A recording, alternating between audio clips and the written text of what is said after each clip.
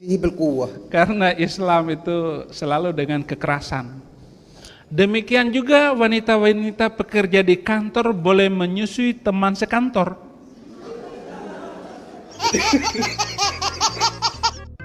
فأنا أريد أن أذهب إلى مصر. Saya ingin pergi ke Mesir. Mau nyusu kamu? Tuhan mau memperlihatkan kepada bangsa-bangsa ada satu kitab untuk membuat manusia hidup toleransi dan damai. Itu adalah Injil keselamatan. Saya mulai dari akar sejarah. Maka hari ini saya berbicara tentang Ismail. Apa yang harus kita lakukan terhadap Ismail?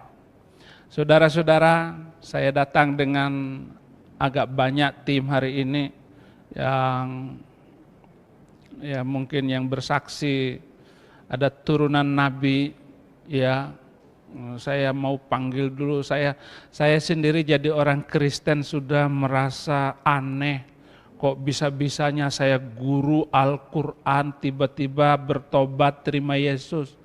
Saya kagum dengan rancangan Tuhan. Loh sekarang kok ada turunan nabi, kok bisa-bisanya jadi orang Kristen. Kita tepuk tangan dulu saudara-saudara.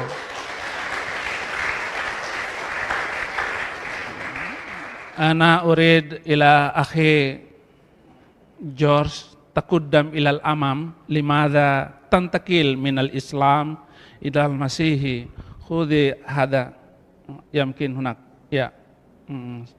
Saya ingin Anda maju untuk mengatakan sesuatu. Kenapa kok kamu bisa jadi orang Kristen, pindah dari Islam menjadi orang Kristen? Ini kan aneh. Tafadhol. Shalom. Shalom.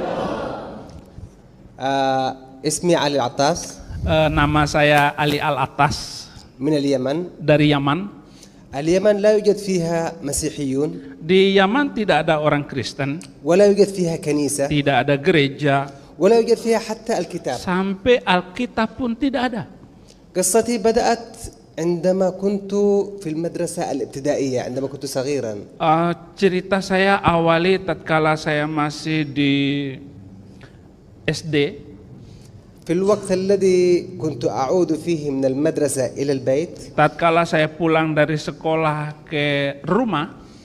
أحب في هذا الوقت مشاهدة فيلم كرتون. Ketika itu saya ingin sekali nonton film kartun. هذا كان قبل صلاة المغرب. Terjadi film itu diputar sebelum sholat maghrib. ولكن أبي في هذا الوقت. Akan tetapi bapak saya يحب أن أذهب إلى المسجد لأقرأ القرآن قبل صلاة المغرب. Dia menginginkan saya untuk segera pergi ke masjid lalu membaca Al-Quran sebelum sholat. فأقول له انتظر. Saya bilang kepada bapak saya, tunggulah sebentar. حتى يؤذن. Sampai ada suara في المسجد. di gereja itu. مسجد. Ya, masjid. وبعدها أذهب وأصلي. Setelah itu barulah saya pergi dan saya sholat. ولكن أبي كان لا يقبل ذلك. Akan tetapi bapak saya tidak mau menerima. فيضربني. Kemudian dia tempeleng saya. فأذهب إلى المسجد وأنا أبكي. Pergilah saya ke masjid sambil menangis. لأنه ليس من قلبي. Karena bukan dari hati saya. فقلبي وعقلي مع الكرتون. Hati dan pikiran saya tertuju kepada film kartun. وليس مثل الآن أنا جئت الكنيسة من قلبي. Beda dengan sekarang saya datang ke gereja dengan suka hati. وبعدها عرفت لماذا كان أبي يضربني. Setelah itu barulah saya mengerti kenapa bapak saya memukul saya. لأنه كان يتبع حديث محمد. Karena dia mengikuti hadis Mr. M. محمد. Ya, Mr. M, sudah tahu semua mereka. M. الذي يقول. Yang berkata, علموا أولادكم الصلاة ل7. ajarkan anakmu sholat umur 7 tahun. واضربوهم عليها ل10. Dan pukullah dia umur 10 tahun. فلذلك كان أبي يضربني Itulah sebabnya bapak saya tempeleng saya. لأن الإسلام كل شيء فيه بالقوة. Karena Islam itu selalu dengan kekerasan. وبعد أن كبرت قليلا أرسلني أبي إلى معهد عالي. Setelah dewasa sedikit, besar sedikit, bapak saya mengutus saya ke sekolah lebih tinggi لتعليم العلوم الإسلامية untuk belajar ilmu-ilmu keislaman. وتخصصت في الحديث. Dan saya spesialis di hadis. في هذا المعهد Di sekolah ini saya baca banyak kitab-kitab. من ضمن هذه الكتب كتاب صحيح مسلم Di antar kitab itu ada kitab Sahih Muslim والبخاري. dan Bukhari. قرأت في هذه الكتب أحاديث غريبة. Saya banyak baca di hadis-hadis ini hal-hal yang aneh. سوف أذكر منها حديثا واحد فقط. Mungkin saya ceritakan satu saja yang menggoncangkan iman saya. اسم هذا الحديث حديث رضاعة الكبير. Hadis ini judulnya menyusui orang dewasa. جاءت امرأة إلى محمد Datang seorang perempuan ke Mr. M, اسمها سهلة namanya Sahlah. ومحمد وليس مستر إب. Oh ya, Muhammad. Dia senang sekali dengan ini. Ya suka-sukanya saya kan. Namanya terjemahan. Kamu kalau ngomong sendiri kan nggak mengerti itu orang-orang. Dikiranya bahasa roh gitu. لذلك يجب أن أتعلم إندونيسي. Itu sebabnya saya harus belajar bahasa Indonesia katanya. فتقول لمحمد يا رسول الله أنا عندي مشكلة. Ibu itu bilang kepada Nabi, ya Muhammad, saya punya masalah. يقول ما هي مشكلتك؟ Apa masalah kamu? تقول زوجي أبو حذيفة Tentang suami saya Abu Hudzaifah. عندما يعود إلى البيت Tatkala suami saya datang ke rumah pulang, وعندي صديق في البيت اسمه di rumah سالم itu ada sahabat saya namanya Salim. أحس في وجهه الغيرة ولا يتكلم. Saya melihat suami saya cemburu berat di mukanya dan dia nggak ngomong-ngomong. فماذا أفعل يا رسول الله؟ Apa yang saya lakukan ya Rasulullah? فينظر إليها محمد Kemudian Mr. M melihat ibu itu. ويقول لها ارجعي إلى البيت Dia bilang, pulanglah kamu ke rumahmu وأرضعيه. dan susuin laki-laki itu. تقول كيف أرضعه يا رسول الله وهو ذو شارب ولحية؟ Bagaimana mungkin saya mau menyusui laki-laki itu, dia sudah berkumis dan berjenggot. يقول لها أرضعيه ولن يغضب زوجك. Pulanglah dan lakukan itu, nanti suamimu nggak marah. فذهبت سهلة إلى البيت Kemudian Sahlah pulang ke rumahnya وأرضعت سالم dan dia menyusui si Salim. ثم عادت إلى محمد Kemudian dia balik lagi ke Nabi, تقول لقد أرضعته saya sudah susuin dia. وزوجي لن يغضب Mak- وزوجي لم يغضب. Dan suami saya nggak marah jadinya. فكيف أنا أصدق أن هذا الرجل نبي؟ Bagaimana mungkin saya percaya pengajaran macam begini adalah pengajaran Nabi? الحديث هذا الآن صدرت فيه فتوى في مصر وفي السعودية. Hadis ini telah melahirkan satu fatwa di Mesir dan di Saudi. في جامعة الأزهر أستاذ علم الحديث دكتور عزت عطية Di Universitas Al-Azhar Kairo ada Ustadz Profesor Izzat Atiyah. أصدر فتوى تقول Isi dari fatwa itu berkata, المرأة في البيت يجب أن ترضع سائقها والطباخ والسفرجي. nah ibu rumah tangga rumah itu boleh menyusui sopir-sopirnya dan para tukang masak dan safroji, artinya يقدم الطعام. yang penyaji makanan. وأيضا الزميلة في العمل في المكتب يجب أن ترضع زميلها. Demikian juga wanita-wanita pekerja di kantor boleh menyusui teman sekantor. فأنا أريد أن أذهب إلى مصر.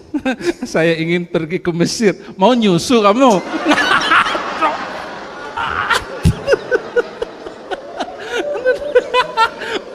Aduh, udah di Indonesia saja. Kamu nggak boleh pergi kemana-mana. فكيف أنا أصدق أن هذا تعاليم من النبي؟ Bagaimana mungkin saya percaya hal ini adalah keluar dari seorang nabi? وعرفت بعدها أن محمد ليس لديه أي معجزات. Dan saya banyak belajar, mengertilah saya bahwa dia bukan nabi. سألت الدكتور في المعهد ما هذا الحديث؟ Saya tanyakan kepada dokter hadis apaan ini. فقال لي اقرأ الحديث. Dia bilang kepada saya, baca. فقرأت الحديث أمام الطلبة في الفصل. Kemudian saya baca hadis itu di depan mahasiswa. فكل الطلبة قاموا يضحكون. Semua teman-teman saya tertawa. فهو حس بالخجل استحى. Dan semua, kemudian dokter itu merasa diejek dan ditertawakan dan dia malu.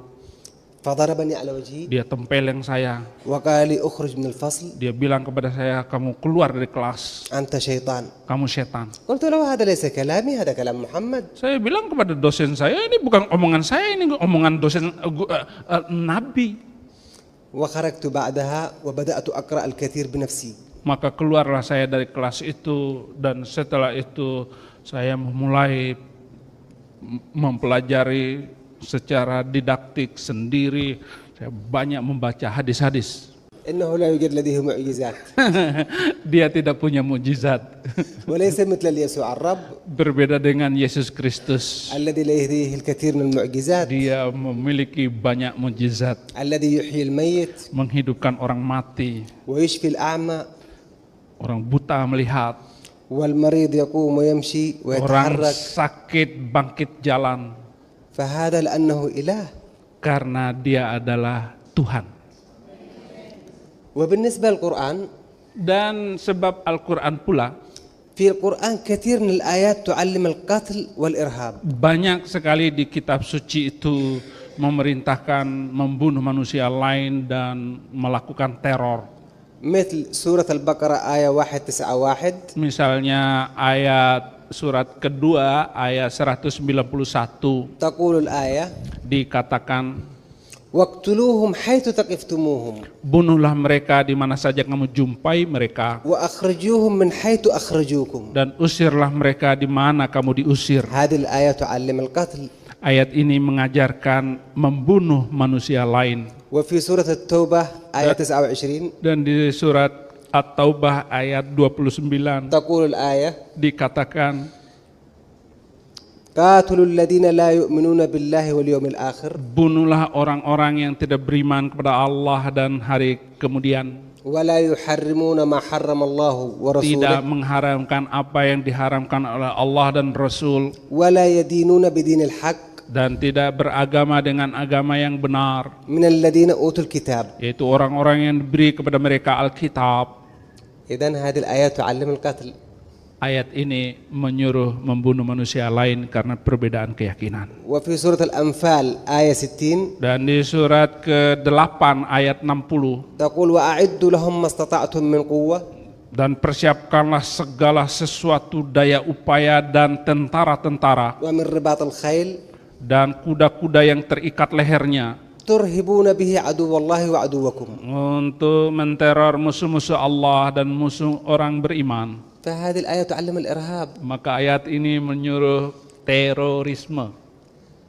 بعيدة كل البعد عن الكتاب المقدس. Berbeda secara diametral dengan perjanjian baru. مثل متى 5 آية 44 Misalnya Matius 5 ayat 44. يقول يسوع الرب Berkata Tuhan Yesus, اليوم أقول لكم hari ini saya berkata kepadamu, أحبوا أعداءكم kasihlah musuhmu وصلوا من أجل الذين يضطهدونكم dan berdoalah untuk orang yang menganiaya kamu, لتكونوا أبناء أبيكم الذي في السماوات. agar kamu pun dikasih oleh Bapa di sorga. فهذه الآية تعلم المحبة. Ayat ini mengajarkan kasih. فيجب علي أن أتبع هذه الآيات وليس آيات محمد. Akhirnya saya harus ikuti ayat ini. وأشكر الرب يسوع كثيرا Dan saya terima kasih kepada Yesus لأنه هو Kristus. الذي اختارني ولم أختاره. Dia telah memilih saya, bukan saya yang memilih dia. وبعدها خرجت من اليمن وذهبت إلى إسطنبول Akhirnya saya keluar dari Yaman, pergi ke Istanbul لأتعمد. untuk dibaptis. فطلبت من باب الكنيسة أن يعمدني. Saya minta kepada hamba Tuhan itu supaya dia membaptis saya. فقال لي من أين أنت؟ Dia bilang kepada saya, kamu dari mana? فقلت له من اليمن. Saya dari Yaman. فقال لي انتظر حتى أتأكد من Oh, kalau صحة begitu kamu كلامك. tunggu dulu. فانتظرت 6 أشهر Saya tunggu 6 bulan. حتى تأكد أنني لست مسلما نهائيا. Hingga pendeta itu yakin bahwa saya sesungguhnya bukan orang Islam. وبعدها قال لي سوف أعمدك في يوم عيد الفصح المجيد. Dan dia bilang kepada saya, kamu akan dibaptis pada hari Paskah Agung عام 2004. tahun 2004. فصحيت في الصباح يوم الفصح. Saya bangun pagi-pagi untuk dibaptis. وبعدها أدخلني في حوض في الكنيسة. Kemudian saya dimasukin di kolam itu. 3 مرات باسم الأب والابن والروح القدس. Lalu saya dikelepin dalam nama Bapa, Anak, Roh Kudus. وبعد أن خرجت من الحوض Tatkala saya muncul dari air, قال لي الآن اسمك جورج وليس علي. nama kamu sekarang George, bukan Haleluya. Ali. وأشكر ربي يسوع كثيرا الذي ساعدني Saya terima kasih kepada Tuhan Yesus yang telah menolong saya, وأخرجني من الظلام الذي كنت فيه إلى النور. yang telah mengeluarkan saya pindah dari kegelapan menuju terang benderang. وشكرا. Thank you.